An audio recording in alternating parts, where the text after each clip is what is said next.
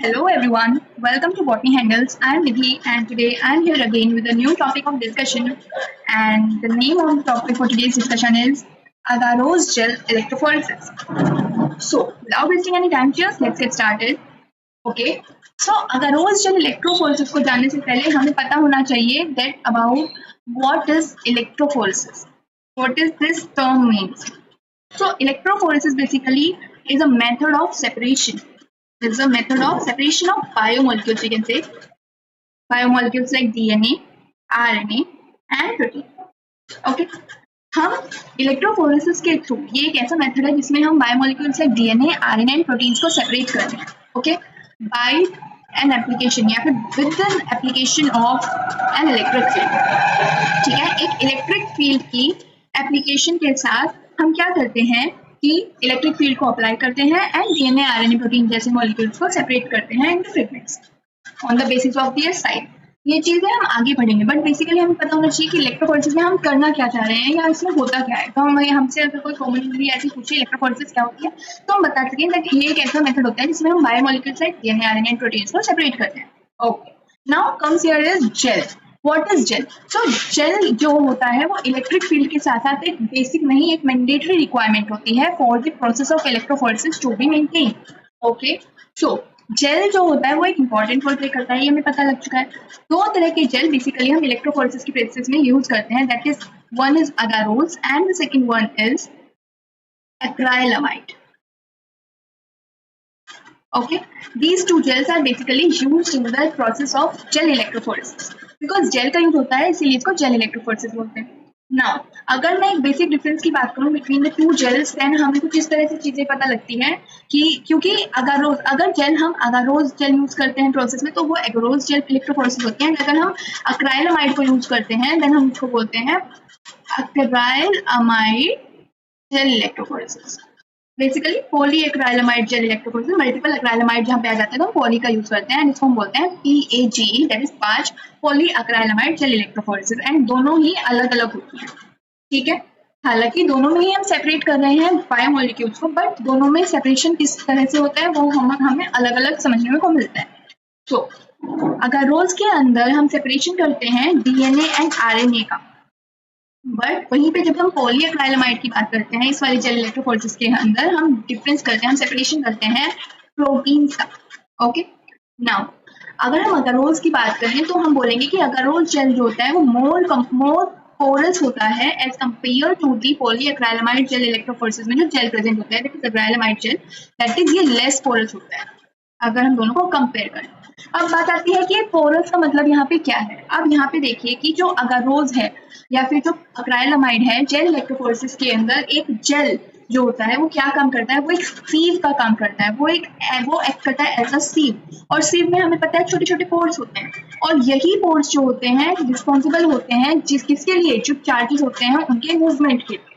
ठीक है, जो डीएनए हुआ, आरएनए हुआ, इनके मूवमेंट के लिए पोर्स रिस्पॉन्सिबल होते हैं. ये अलग अलग साइज के होते हैं, इन्हीं की साइज के बेसिस पे छोटे बड़े जो फ्रेगमेंट्स होते हैं, डीएनए, आरएनए के बैंड्स होते हैं, प्रोटीन के बैंड्स होते हैं, वो सेपरेट होते हैं.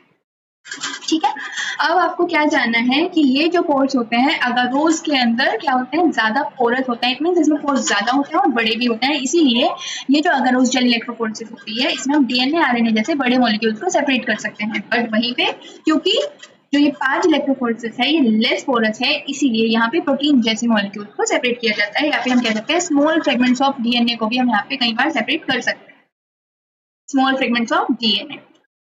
ठीक है, तो होपफुली ये पॉइंट आपको क्लियर हुआ होगा. नाउ अब क्योंकि हम बेसिकली हमारा आज का जो टॉपिक है वो अगारोज जेल इलेक्ट्रोफोरेसिस है, तो हमें बेसिकली करना किसके बारे में डिस्कशन है, अगारोज के बारे में. So for a while poly acrylamide को हम साइड में रखके वापस आते हैं अगारोज जेल इलेक्ट्रोफोरेसिस पे. नाउ अब हमें पता होना चाहिए कि अगारोज एक्चुअली में होता क्या है. ठीक है, सो अगर हम अगारोज की बात करें, सो व्हाट इज अगारोज, ये जानना हमारे लिए बहुत जरूरी है. सो अगारोज क्या होता है, सबसे पहले अगर मैं बताऊं कि अगारोज जो होता है वो क्या होता है, एक तरह का पॉलीमर है जिसको एक्सट्रैक्ट किया जाता है from seaweeds. So agarose is a polymer. मैं केवल अगारोज की बात करूँ, okay, no gel nothing else. Okay, agarose क्या है, एक पॉलीमर है जो कि सीवीड से एक्सट्रैक्ट किया जाता है. कौन सी सीवीड से, seaweeds like gracilaria and seaweed like gelidium. और because gelidium and gracilaria seaweed से हम अगारोज को एक्सट्रैक्ट कर सकते हैं, इसीलिए उन दोनों को हम अगैरोफाइट्स भी बोलते हैं। ठीक है, अगैरोफाइट्स भी बोलते हैं। Now this was basic about कि हम कहाँ से एक्सट्रैक्ट करते हैं अगारोज। नाउ जैसे कि मैंने पहले बोला कि अगारोज जो है वो क्या है, एक तरह का पॉलीमर है। अब हम सब जानते हैं कि पॉलीमर्स क्या होते हैं। पॉलीमर वो होते हैं जो मैनी मोनोमर्स या फिर हम कह सकते हैं मल्टीपल मोनोमर्स से मिलके बनते हैं, कि जब बहुत सारे मोनोमर सब यूनिट्स आपस में जुड़ती हैं तो वो मिलके क्या बनाती हैं, वो पॉलीमर बनाती हैं। इट मीन्स यहाँ पे पॉलीमर कौन है, अगारोज। तो इसका मतलब ये है कि वो किसी ना किसी सब यूनिट से मिलके बना होगा, और वो सब यूनिट्स कैसी रही होंगी, मोनोमर सब यूनिट्स रही होंगी। तो वो मोनोमर सब यूनिट्स जिनसे मिलके एक पॉलीमर लाइक अगारोज बना है वो कौन सी है, तो उनका नाम होता है B-galactose and 3,6-anhydro galactopyranose। आप बोलोगे मैम ये क्या है, आप देख पा रहे हो यहाँ पे एंड मेंशन है, B-galactose 3,6-anhydro galactopyranose। It means कि अगारोज जो है वो एक पॉलीमर है, और पॉलीमर कब बनता है, जब बहुत सारी मोनोमर सब यूनिट्स जो है आपस में मिलती हैं और मिलके पॉलीमर का फॉर्मेशन करती है। तो जब अगारोज एक पॉलीमर है तो वो भी बहुत सारी मोनोमर सब यूनिट से मिलके बना होगा। तो अगारोज की जो मोनोमर सब यूनिट्स है वो क्या है, beta-galactose and 3,6-anhydro galactopyranose। Now यहाँ पे आप समझने वाली बात क्या है, यहाँ पे समझने के लिए एक नई चीज आती है, वो ये है कि जो ये B-galactose एंड 3,6-anhydro galactopyranose है, ये क्या है, ये डाइसैकेराइड है। What is it? ये एक डाइसैकेराइड है। ठीक है, और ये जो B-galactose एंड 3,6-anhydro galactopyranose है, इसको हम कलेक्टिवली क्या बोलते हैं, अगारोबायोज। तो मैं इसको पूरा ना बोल के मैं आपको बोलती हूँ कि अगारोबायोज जो है वो एक तरह का डाइसैकेराइड है। अब डाइसैकेराइड क्या होता है, डाइसैकेराइड वो होता है जो किससे मिलके बनता है, मोनोसैकेराइड से। जब दो मोनोसैकेराइड्स आपस में जुड़ते हैं तब वो फॉर्मेशन करते हैं किसका, तब वो फॉर्मेशन करते हैं एक डाइसैकेराइड का। ऐसे होता है। सो इससे हमें क्या पता लगेगा, अभी हमने पढ़ा कि मोनोसैकेराइड, जब दो मोनोसैकेराइड जुड़ते हैं तब वो डाइसैकेराइड का फॉर्मेशन करते हैं।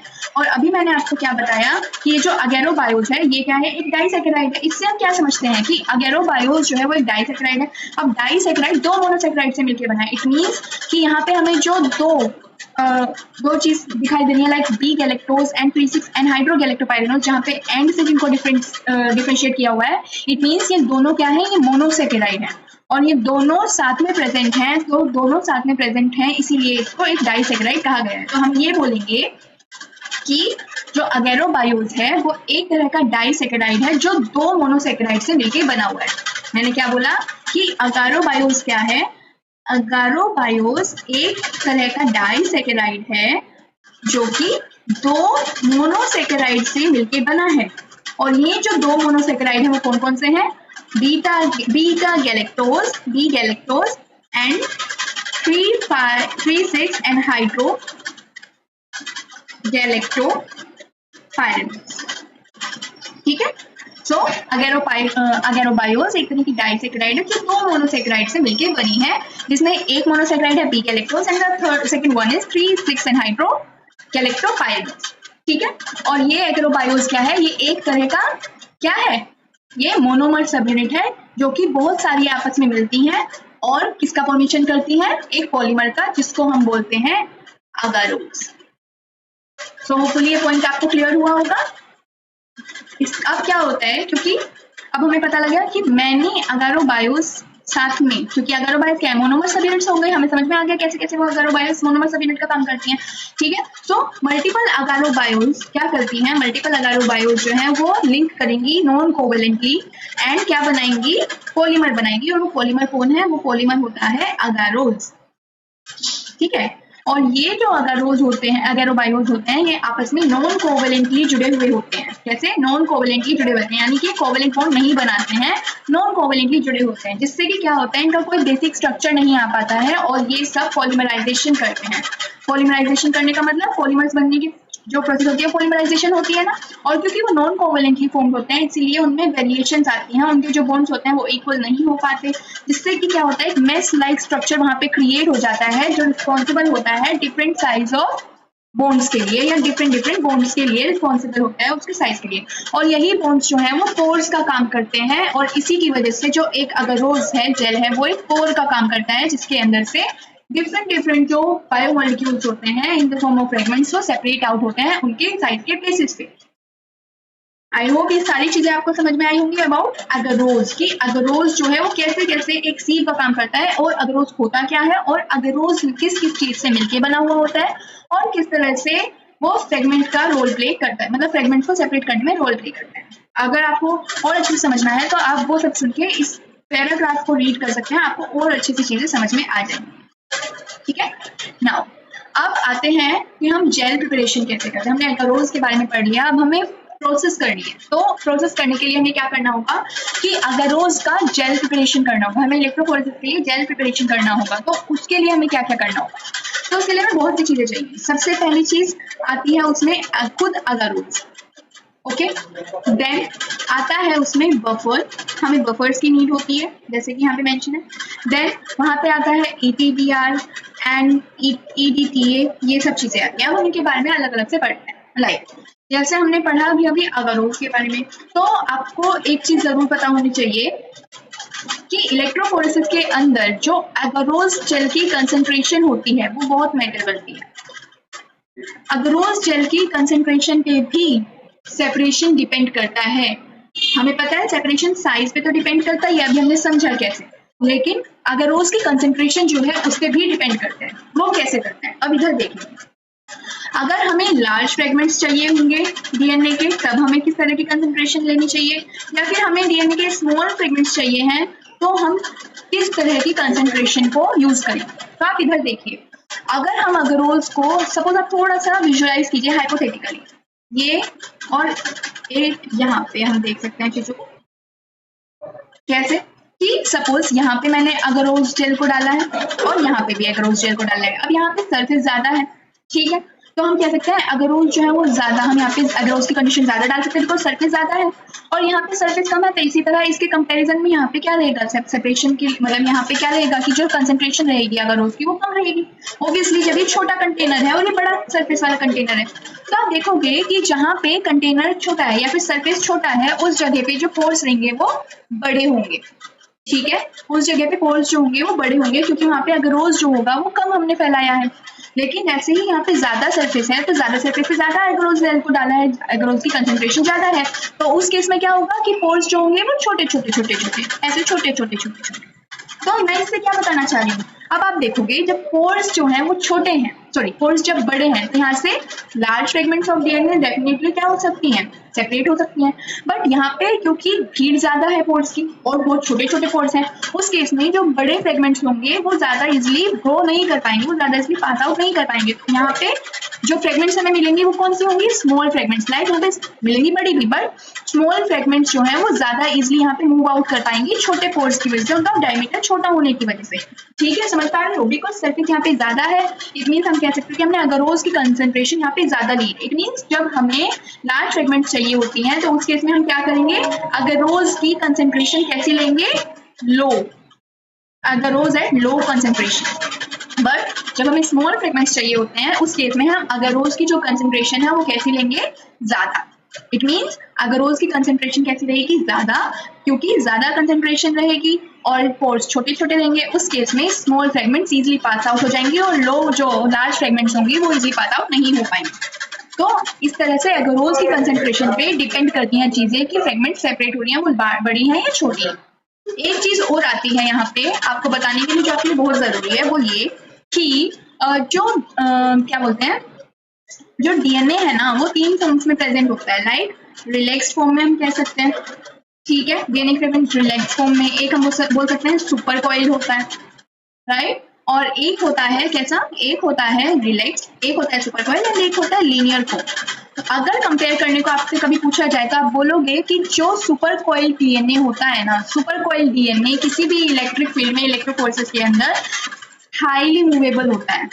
इट मीन्स जो सुपर कॉइल डीएनए होगा वो सबसे ज्यादा हाईली एंड फास्ट मूवेबल होगा, वो सबसे ज्यादा फास्ट मूव करेगा, ठीक है। वहीं पे जो लीनियर वाला होगा वो as compare to super coil less fast move करेगा, या फिर बोल सकते हैं स्लो मूव करेगा, move slowly as compare to the super coil one, and relaxed जो होगा वो सबसे कम मूव करेगा। इट मीन्स अगर हम एक इलेक्ट्रोफोरेसिस चार्ट की बात कर रहे हैं, एक तरह से हम यहाँ पे प्लेट करके दिखाती हूँ मैं यहाँ पे चीजें, तो जो फ्रेगमेंट्स, क्योंकि हमें पता है कि इलेक्ट्रोफोरेसिस के अंदर सबसे छोटी, अगर हम साइज की बात करें तो जो सबसे छोटी फ्रेगमेंट होती है वो सबसे दूर तक जाती है। तो सपोज यहाँ पे इस तरह से कुछ प्लेटेड है चीजें, फ्रेगमेंट्स जो डीएनए बैंड है कुछ तरह से। तो हम यहाँ पे अगर साइज की बात करें तो हम बोलेंगे क्योंकि ये वाली बैंड जो है वो सबसे नीचे है, मीन सबसे पहले पहुंची होगी और सबसे छोटे साइज की रही होगी, ये सबसे छोटे साइज की रही होगी, बिकॉज साइज के बेसिस पे सबसे दूर फ्रेगमेंट वही वाली जाती है जो कि सबसे छोटी होती है साइज। अगर मैं बात करूँ on the basis of relax super coiled and linear form, तो यहाँ पे मैं कहूंगी कि ये वाली जो फ्रेगमेंट है ये सुपर कॉइल्ड फ्रेगमेंट है, बिकॉज जो सुपर कॉइल्ड फ्रेगमेंट होती है वो सबसे ज्यादा दूर तक मूव करती है। ठीक है, अगर मैं इस वाली फ्रेगमेंट की बात करूंगी तो मैं बोलूंगी कि ये कैसी है, ये रिलैक्स ये लीनियर है, बिकॉज कंपेयर करूँ अगर मैं सुपर कॉइल से तो लीनियर वाली जो होती है वो उससे कम स्लो मूव करती है। ठीक है, ये वाली चीज है। नाउ द नेक्स्ट चीज, यहाँ पे इस तरह से रिलैक्स वाली सबसे ऊपर मिलेगी, बिकॉज वो क्या करती है, रिलैक्स वाली जो है वो पूरी तरह से मूव नहीं कर पाती, वो लार्ज फ्रेगमेंट की तरफ बिहेव करती है और वो आगे नहीं जा पाती, वो स्लोली मूव करती है, तो वो ऊपर ही रह जाती है। ठीक है, तो ये वाली चीजें होगी। So this was all about कि हम बात कर रहे हैं एगरोज की डिफरेंट फॉर्म्स में। हमने एगरोज की कर ली, डीएनए किस तरह से मूव करेगा, उसकी जो फॉर्म होगी वो कैसे कैसे मूव करेगी एगरोज के अंदर। ठीक है, नाउ हम आते हैं नेक्स्ट चीज पे। नेक्स्ट चीज क्या है कि हम जेल प्रिपरेशन कर रहे थे। ओके, तो अब बात करते हैं हम जेल प्रिपरेशन की।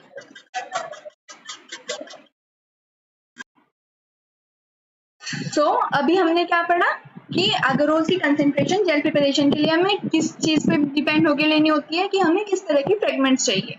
अगर हमें ज्यादा फ्रेगमेंट्स बड़े वाली चाहिए तो हमें किस तरह की कंसेंट्रेशन लेनी है, अगर हमें ज्यादा फ्रेगमेंट्स स्मॉल वाली चाहिए, स्मॉल साइज वाली, तो हमें किस तरह की कंसेंट्रेशन एगरोज की लेनी चाहिए। और मेनली अगर मैं रेंज की बात करूं तो range something like 0.2 say about 5% होती है अगर हम एगरोज जेल की कंसेंट्रेशन की बात करते हैं। ठीक है, now next come here in the gel preparation is buffers. तो बफर्स क्या होते हैं? बफर्स जो होते हैं ना वो क्या काम करते हैं? बफर्स काम करते हैं कि वो पीएच को मेंटेन करते हैं, एंड सेकेंड थिंग वो चार्ज को ट्रेवल करने में हेल्प करते हैं। ठीक है, help in the travelling of charge travelling में यहाँ पे मेंशन कर देती हूँ। ओके, तो ये दो मेन फंक्शन परफॉर्म कौन करता है? बफर। एक तो पीएच को मेंटेन करके रखेंगे, एंड सेकेंड थिंग कि वो चार्ज की ट्रेवलिंग में मदद करेंगे, चार्ज को ट्रेवल कराने में हेल्प करेंगे। ठीक है, तो अब बात करते हैं कि हम कौन कौन से बफर्स को यहाँ पे ऐड करते हैं। ठीक है, हम बात करते हैं कि कौन कौन से बफर्स को हम यहाँ पे ऐड करते हैं। तो दो बफर्स मेनली यहाँ पे यूज होते हैं। एक होता है tris acetate and the next one is tris borate. इसको हम ट्रिस एसिटिक एसिड भी बोल सकते हैं, because acetate is acetic acid, right, and borate is boric acid. तो ये दो बफर्स जो हैं वो यूज होते हैं। अब अगर हमें चाहिए होती हैं लार्ज फ्रेगमेंट्स, यहाँ पे भी मेंशन होती है चीजें कि अगर हमें चाहिए होती हैं लार्ज फ्रेगमेंट्स तो उसके लिए हम यूज करते हैं ट्रिस एसीटेट बफर का। ठीक है, एंड अगर हमें चाहिए स्मॉल फ्रेगमेंट्स तो उस केस में हम यूज करते हैं ट्रिस बोरेट बफर का। इसके अलावा इनको हम अगर शॉर्ट फॉर्म में डिनोट करते हैं ना तो हम बोलते हैं इसको ट्रिस एसीटेट बफर को TAE, एंड ट्रिस बोरेट को हम यूज करते हैं एज TBE। अब ट्रिस एसीटेट TA से ट्रिस एसीटेट एंड TB से ट्रिस बोरेट का हमें मालूम चलता है, but what is this E denote here? ये E किस चीज को डिनोट करता है? सो ये E डिनोट करता है EDTA को।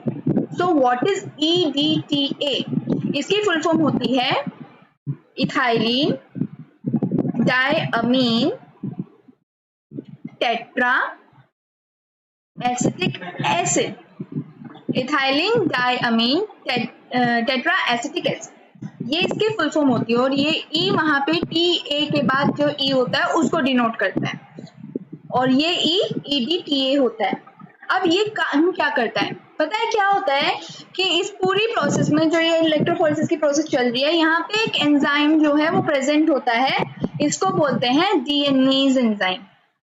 क्या बोलते हैं उस एंजाइम को? डीएनएज। ये जो डीएनएज एंजाइम होता है ना, ये डीएनए जो हमारा प्रेजेंट होता है, सैंपल होता है, उसको क्या करता है?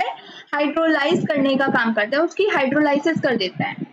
तो इससे ये क्या करता है कि एक तरह से डीएनए को हार्म करता है, जो कि हमें नहीं चाहिए, हमें तो डीएनए अच्छी कंडीशन में चाहिए ना।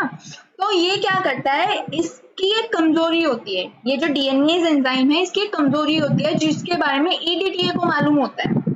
तो इसकी ये कमजोरी होती है कि इसको अपने एक्शन के लिए, दैट इज डीएनए को हाइड्रोलाइज करने के लिए एक इसको मैग्नीशियम की जरूरत पड़ती है। किसकी? मैग्नीशियम आयन की जरूरत पड़ती है। तो अगर इसको मैग्नीशियम आयन नहीं मिलेंगे तो ये अपनी एक्टिविटी नहीं परफॉर्म कर पाएगा। तो इस चीज के बारे में इसको पता चल जाता है ईडीटीए को। तो ये क्या करता है, ये बोलता है अच्छा बेटा ऐसी बात है, तो क्या करता है ये इसलिए डाला जाता है क्योंकि ये सारे के सारे मैग्नीशियम आयन को अट्रैक्ट कर लेता है, एक ऐसे चिलेटिंग एजेंट की तरह काम करता है। ये सारे के सारे जो मैग्नीशियम आयन है उनको अपनी तरफ अट्रैक्ट कर लेता है, जिससे कि डीएनए के लिए मैग्नीशियम बचते ही नहीं है।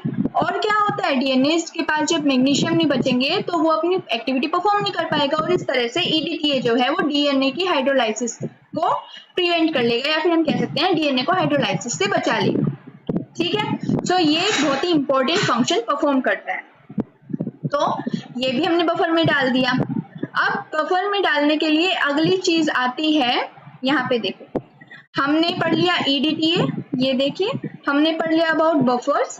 अब हमने अगरोज भी डाल दिया अपने जेल प्रिपरेशन में। अब एक चीज हम और डालते हैं, that is ethidium bromide. Then what is ethidium bromide? ETBr।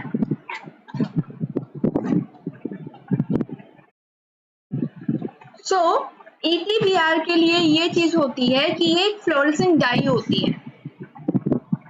ETBr is a fluorescent die.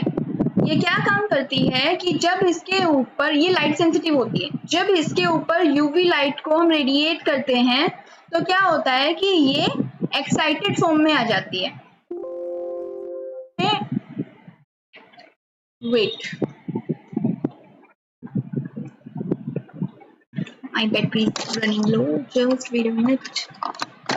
Yes, so ETBr जो होता है वो कैसा होता है, वो फ्लोरेसेंट डाई होती है एंड लाइट सेंसिटिव होता है। तो जब इसके ऊपर हम यूवी लाइट को क्या करते हैं, रेडिएट करते हैं, तो उस केस में क्या होगा कि ये ETBr जो है वो एक्साइटेड हो जाता है, और जब ये वापस से अपनी, जब इसको इनफ एनर्जी नहीं मिल पाती है, इनफ लाइट नहीं मिल पाती है, तो वो एक्साइटेड फॉर्म से वापस ग्राउंड स्टेट में आता है।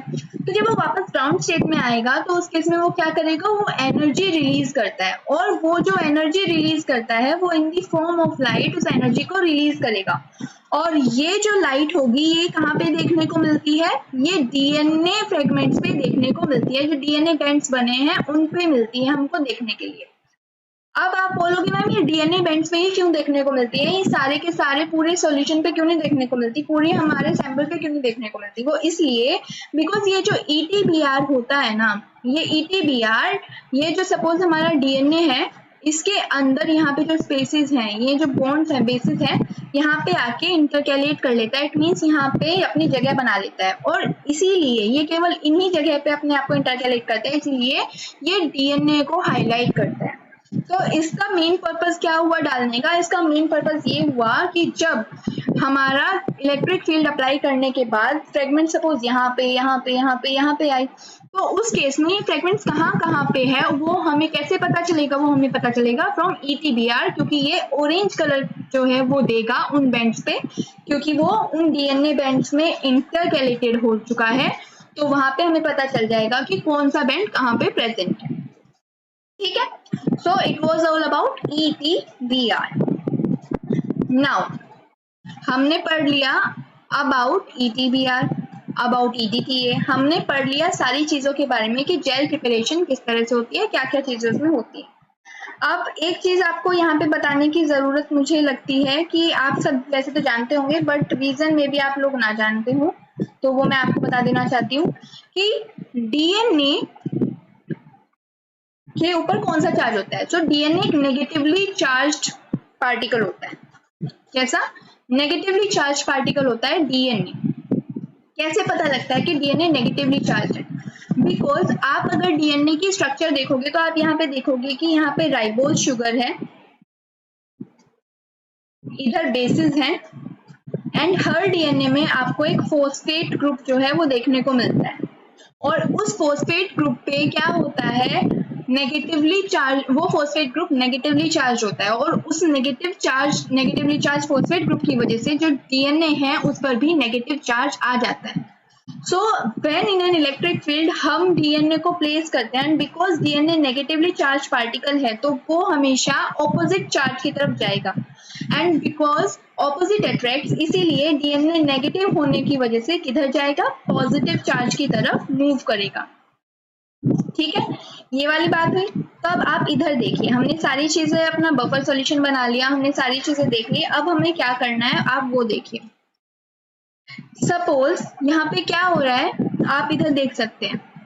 उससे पहले एक चीज और आपको बताना जरूरी है। अब हमने क्या किया कि अपने कंटेनर पे हमने अपना जेल जो है वो प्रिपरेशन कर लिया, हमने जेल की प्रिपरेशन कर ली। अब हमारा जो कंटेनर है जिसपे हमें सैंपल को पोर करना है, उसके लिए हमें क्या करना होगा कि हम यहाँ पे आप ये जो लाइंस देख रहे हैं ना व्हाइट, ये जो लाइंस है यहाँ पे हम कुछ देर के लिए कोम फिट कर देते हैं। कोम, राइट। कोम की स्ट्रक्चर समथिंग लाइक दिस होती है, इस तरह की। तो यहाँ पे हम अपने जेल को डाल के क्या करते हैं, उस जेल पे क्या करते हैं, फोम को फिट कर देते हैं और उसको रूम टेम्परेचर पे क्या करते हैं, ठंडा होने के लिए छोड़ देते हैं। जब हम इसको ठंडा होने के लिए छोड़ेंगे, जो हमने जेल सारा प्रिपेयर किया, हमने इसको पोर कर दिया यहाँ पे। अब ये जो जेल को हमने ठंडा होने के लिए कुछ देर के लिए छोड़ा, तो हम देखेंगे कि ये जो जेल है वो सॉलिडिफाई हो जाएगा। ठीक है, सॉलिड स्टेट में आ जाएगा। क्यों? क्योंकि वहां पे अगारोज प्रेजेंट है। ठीक है, अगारोज को जब हम कूल करते हैं तो उसकी प्रॉपर्टी होती है कि वो सॉलिडिफाई हो जाता है एट रूम टेम्परेचर, राइट। तो अब जब ये सॉलिडिफाई होगा, बिकॉज जब वो जेल कंडीशन में था तो यहाँ पे हमने कॉम को लगा दिया, वो वहां पे इजीली फिट हो गया। जब वो सॉलिडिफाई हो गया तो इस कॉम को हम रिमूव कर देते हैं, और जब हम उसको रिमूव करते हैं तो यहाँ पे इस तरह के कुछ वेल्स आ जाते हैं। आप देख पा रहे हो ये जो वेल्स है यहाँ पे, सी आप इसको इस तरह से इमेजिन कर सकते हो जैसे एक आइस ट्रे होती है ना, समथिंग लाइक दिस। इस तरह के ब्लॉक्स होते हैं उस आइस ट्रे में, इस तरह की चीजें यहाँ पे आप देख पा रहे हो। इस जगह पे ये सब जो मेंशन हो रही है छोटे छोटे ब्लॉक्स, ये उस कॉम्ब की वजह से हुआ है जिसको हमने रिमूव किया है और जिसको हमने पहले से वहां पे लगा के रखा था।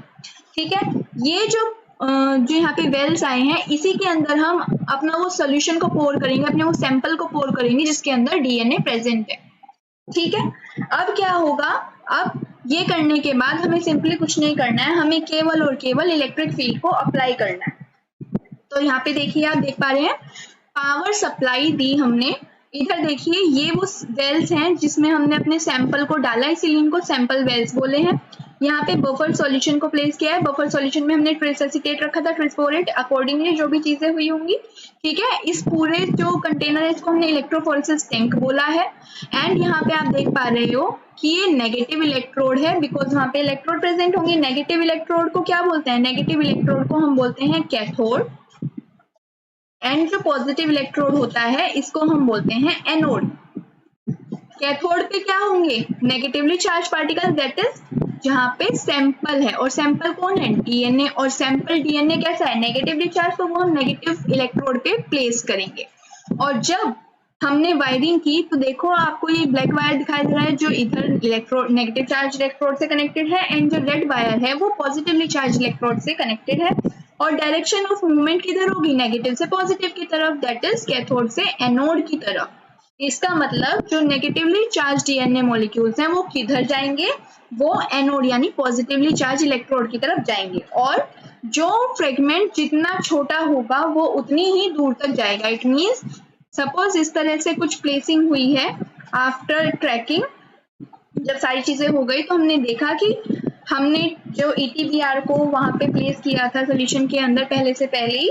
यहाँ पे हम जब यूवी लाइट को रेडिएट करेंगे तो हम देखेंगे कि यहाँ पे सारी की सारी जो बैंड्स हमें मिलेंगी वो ऑरेंज कलर की हो जाएंगी, और हम देख पाएंगे कि ये वाली बैंड जो है वो सबसे छोटी है, इसीलिए वो सबसे आगे निकली है, और ये जो सबसे पीछे की बैंड रही होगी सबसे बड़ी रही होगी, जो बहुत ही स्लो मूवमेंट कर रही होगी, जिसकी वजह से क्या हुआ कि ये फ्रेगमेंट पीछे रह गई।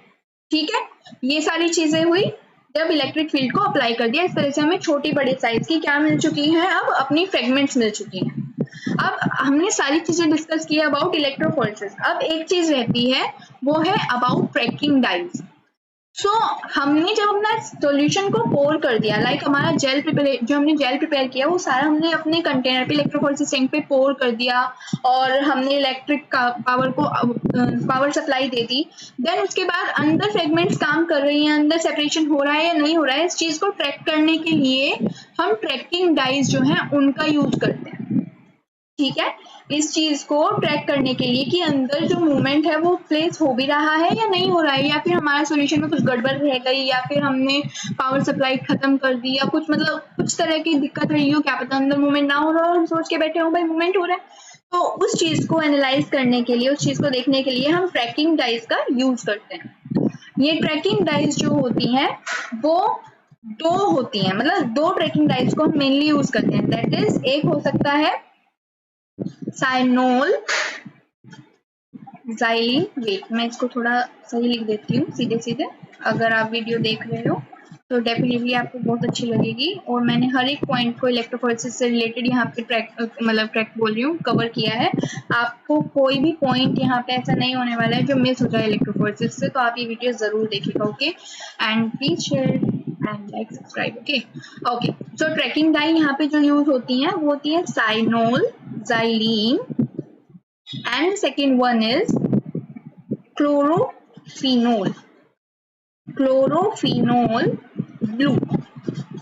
So these are the two tracking dyes जिसके थ्रू हम देख सकते हैं कि अंदर फ्रेगमेंट्स का मूवमेंट हो भी रहा है या नहीं। ठीक है, तो इन ट्रैकिंग डाइज का ये यूज होता है जो कि ट्रैक करती हैं माइग्रेशन को, किसका, जो हमारा सैंपल है उसका, उसकी फ्रेगमेंट्स का, उसके बेंड्स बन रहे हैं या नहीं बन रहे हैं, ये चीज बताने में हमें कौन हेल्प करता है, ट्रैकिंग डाइज। वहीं अगर हम ब्रोमोफिनोल की बात करें तो वो बात आती है, ये भी एक ट्रैकिंग डाई ही होती है ब्रोमोफिनोल, बट ये जो है वो हम कहाँ देखते हैं, HDS पाज में। इसके बारे में हम कभी डिस्कस करेंगे। एंड ये है bromophenol. So it was all about electrophoresis. आपको मैंने हर एक पॉइंट को हर छोटी बड़ी तरीके से समझाने की कोशिश की है। होपफुली आपको समझ आया हो। आपको ये वीडियो जरूर देखनी है बिकॉज ये बहुत ज्यादा इंपॉर्टेंट इन्फॉर्मेशन को कैरी करती हैं। इस वीडियो के बाद इलेक्ट्रोफोरेसिस से रिलेटेड आपका कोई भी पॉइंट नहीं जाएगा, एक्सेप्ट कि हम डीएनए जो एक पॉइंट यहाँ पे रह जाता है वो ये कि डीएनए फ्रेगमेंट्स की जो साइज होती है मेनली, अगर हम एगरोस जेल फ्रेगमेंट्स की बात करें, सॉरी एगरोस जेल इलेक्ट्रोफोरेसिस की बात करें, तो कितने साइज की रेंज होनी चाहिए, किस रेंज के, किस साइज की रेंज होती है जो कि एगरोस जेल इलेक्ट्रोफोरेसिस से हम डीएनए फ्रेगमेंट को सेपरेट कर सकते हैं। सो वो होती है 100 बेस पेयर्स से लेके 25 kb तक की फ्रेगमेंट्स जो एगरोस जेल इलेक्ट्रोफोरेसिस से हम सेपरेट कर सकते हैं। ठीक है, और अगर हमें 75 up to 75 kb fragment size का एनालाइज करना है, सेपरेशन करना है, तो उसके लिए हम PFGE का यूज करते हैं, that is pulse field gel electrophoresis का। सो डिफरेंट टाइप की जेल इलेक्ट्रोफोरेसिस प्रोसेस होती हैं, बट आज हमने डिस्कस किया है about agarose gel electrophoresis. Hopefully आपको ये लेक्चर अच्छा लगा होगा और आपको समझ आया होगा। अगर आपने ये वीडियो पूरी देखी है तो आपको सारी चीजें बहुत अच्छे से समझ आई होंगी। So keep watching, stay tuned, and thank you. Bye bye. Take care.